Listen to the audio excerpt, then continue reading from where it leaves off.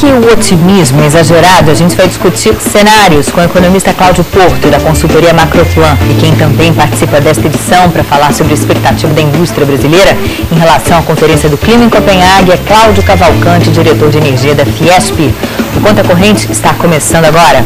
E eu converso agora aqui no estúdio, então, com Cláudio Porto, que é economista da consultoria Macroplan. Bom, Cláudio, economia aquecida, tudo muito bem, tudo muito bom, a Bolsa aí caminhando para bater mais um recorde de pontuação.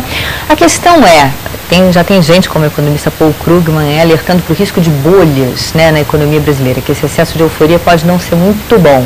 Qual é a tua avaliação?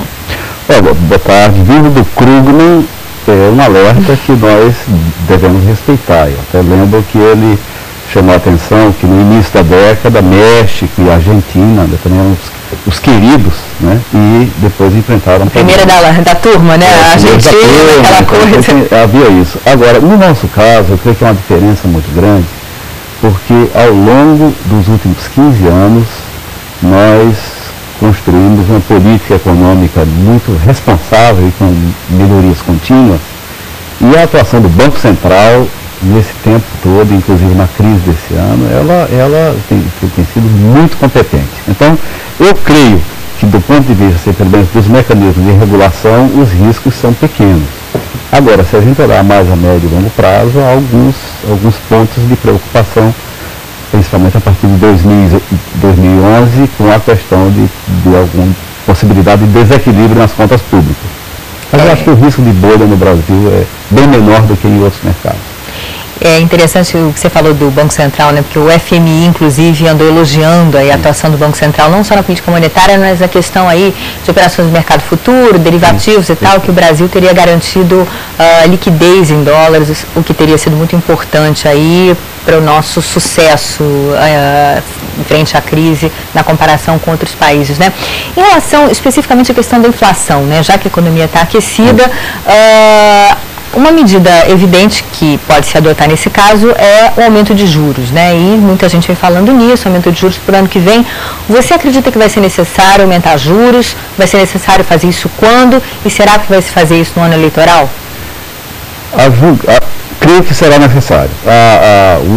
As indicações de aquecimento de economia, pressão inflacionária já começam a aparecer, nós vimos no noticiário de hoje, né? E a julgar pelos antecedentes do comportamento do Banco Central, eu creio que, mantida essa certa independência que tem, vai ser necessário subir um pouco a taxa de juros, inclusive não é improvável que a gente volte aos 2 dígitos. Agora, o Banco Central eu creio que vai agir com muita prudência, principalmente se tratando de um ano sensível como esse, né? Uhum. Bom, na Macroplan vocês fizeram um estudo muito interessante comparando o Brasil, final de 2002, 2003, com o cenário 7 anos depois em relação a 2002, ou seja, hoje. E há 2 cenários muito bons, um salto para o primeiro mundo, uma mudança de patamar, um cenário bom, entre bom e razoável, emergente retardatário, um cenário ruim que é o crescimento inercial. Como é que você vê o Brasil hoje? A gente é um emergente retardatário, a gente está dando um salto para o primeiro mundo, qual é a avaliação que você faz? Nós na Macroplan acreditamos que o Brasil, que tudo indica que chegou a nossa vez. Para essa próxima década, nós temos muitas chances de dar um salto, né, e nos aproximarmos do primeiro mundo. Agora, é preciso superar alguns gargalos muito sérios, especialmente na educação e infraestrutura. Mas, de todo modo, se nós fizermos uma avaliação retrospectiva, nós estamos numa situação que acho que nós todos brasileiros temos muito a comemorar. 20 anos atrás, a gente estava se debatendo com a maior hiperinflação da história. Há 10 anos atrás, nós estávamos ainda na ressaca da crise, que resultou, inclusive, na mudança da nossa política econômica para melhor.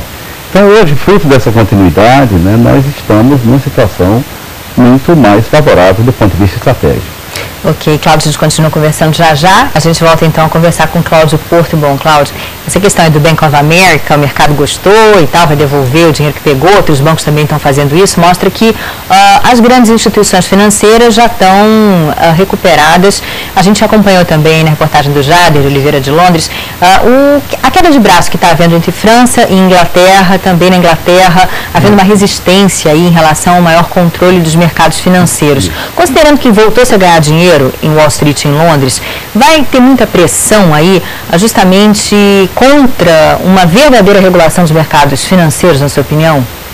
Creio que sim, e essa pressão, ela principalmente não só nos Estados Unidos, como na Grã-Bretanha, onde há uma certa tradição, né, uma resistência à regulação, se avançou mais na desregulamentação. Agora, há uma escolha importante aí, quer dizer, manter com o nível de regulação que estava, ou com uma certa desregulação, significa, a consequência é nos expor a um risco alto de novas bolhas, especialmente porque a liquidez está muito grande, né?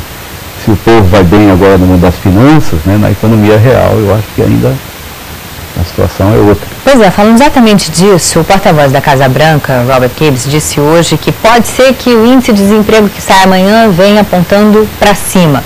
Embora aí os pedidos de auxílio-desemprego tenham caído e tal essa semana, enfim, caído mais uma vez, essa questão do desemprego ainda é muito preocupante nos Estados Unidos, acho que não só lá, né, na Europa também, mas de qualquer maneira, uma coisa são os ganhos financeiros, outra coisa, como você disse, é a economia real, né? A economia real aí ainda está num ritmo muito aquém, né? E todos os cenários e perspectivas que nós estamos avaliando para o próximo e para os próximos é de uma recuperação muito moderada na questão do emprego, nas economias maduras, né?